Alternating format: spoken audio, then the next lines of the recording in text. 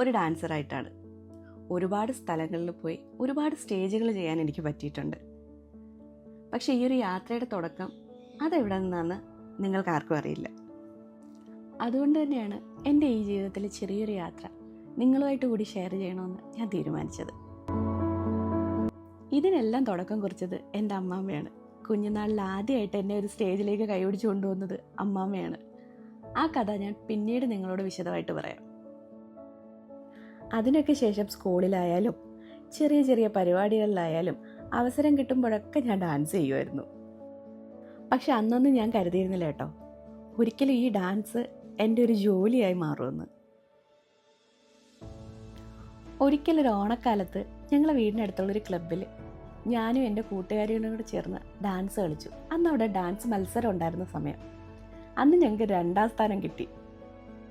അന്ന് ഇന്നത്തെ പോലൊന്നും അല്ല കേട്ടോ, ഒരുപാട് ക്ലബ്ബുകളുണ്ട്. ഓരോ മുക്കിനും മൂലയിലും ക്ലബ്ബുകൾ എന്ന് പറയുന്ന പോലെ. ദേശബന്ധു എന്നായിരുന്നു ആ ക്ലബിൻ്റെ പേര്. എന്നും ഞാൻ ഓർക്കുന്നു, എന്ത് രസമായിരുന്നു ആ ഒരു കാലം. എവിടെ ഡാൻസ് മത്സരം ഉണ്ടായാലും അപ്പം ഞാൻ പോവും. പക്ഷെ അന്നത്തെ ഏറ്റവും വലിയ സമ്മാനം അന്ന് ആ 2ാം സ്ഥാനം കിട്ടിയ ട്രോഫി ആയിരുന്നില്ല കേട്ടോ.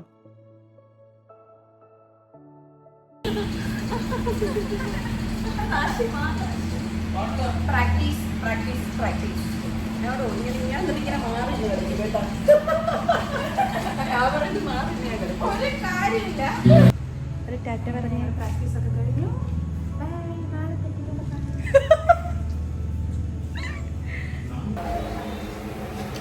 മന്തി കഴിക്കാൻ പോവാണ്. ഡയറ്റ് ഞങ്ങൾ രണ്ടും ഡയറ്റാ. മന്തി കഴിച്ചുകൊണ്ടുള്ള ഡയറ്റ്. വിശപ്പില്ലായിരുന്നു, ഞാനത് കഴിക്കില്ല. പാത്രം പിന്നീട് അങ്ങോട്ട് സ്കൂളിൽ യൂത്ത് ഫെസ്റ്റിവലൊക്കെ നടക്കുമ്പോൾ ഒന്നും ഞാൻ വിടാറില്ല. എല്ലാ കൊല്ലവും കയറും. പ്രൈസ് കിട്ടുമോ ഇല്ലയോ അതെന്നെ സംബന്ധിക്കുന്ന കാര്യമില്ല. പക്ഷെ ഞാൻ സ്റ്റേജിൽ കാണും. നല്ലൊരു ശതമാനവും പ്രൈസ് വാങ്ങിയിട്ടേ വന്നിട്ടേ ഉള്ളൂ. അതും പറയണമല്ലോ. അന്നിന്നത്തെ പോലെ മെഡലും ട്രോഫിയൊന്നും അല്ല കേട്ടോ. നല്ല ഒന്നാന്തരം അടുക്കള പാത്രങ്ങൾ, ചെറിയ പാത്രങ്ങൾ, വലിയ പാത്രങ്ങൾ, ഗ്ലാസ്സുകൾ, അങ്ങനെ പോകും അതിൻ്റെ ഒരു ലിസ്റ്റ്. പക്ഷേ അത് വല്ലാത്തൊരു സുഖമാണ് കേട്ടോ. അത്രയും പേരുടെ മുമ്പിൽ സ്കൂളിൽ അസംബ്ലിക്ക് ഒരു ചെറിയ ഗ്ലാസ് ആണെങ്കിലും വാങ്ങിക്കൊണ്ട് വരുന്നതിൻ്റെ ഒരു പവർ അത് വേറെയായിരുന്നു.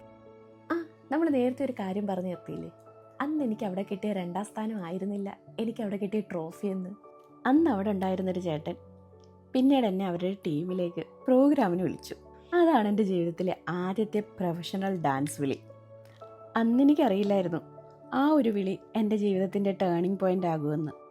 ആ ആദ്യ പ്രോഗ്രാം എങ്ങനെയായിരുന്നു എന്നും എനിക്ക് കിട്ടിയ ആദ്യ പ്രതിഫലം എങ്ങനെയായിരുന്നു എന്നും എല്ലാം അടുത്ത എപ്പിസോഡിൽ പറയാം.